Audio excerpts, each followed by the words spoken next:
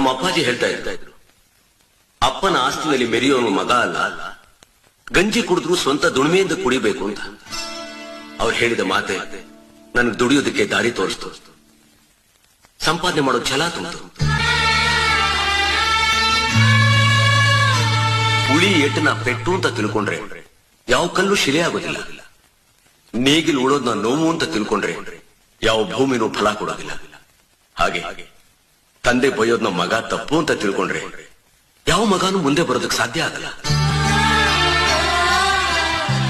ನಮ್ ತಂದೆ ನನಗೆ ಜನ್ಮ ಕೊಟ್ಟಿದ್ದಕ್ಕೆ ತಪಸ್ ಮಾಡಿರ್ಬೇಕು ಅಂತ ಎಲ್ಲರೂ ಹೇಳ್ತಾರೆ. ಅದೆಲ್ಲ ಸುಳ್ಳು. ಅಂಥವ್ರ ಮಗನ ಹುಟ್ಟೋದಿಕ್ಕೆ ನಾನ್ ತಪಸ್ ಮಾಡಿದ್ದೆ.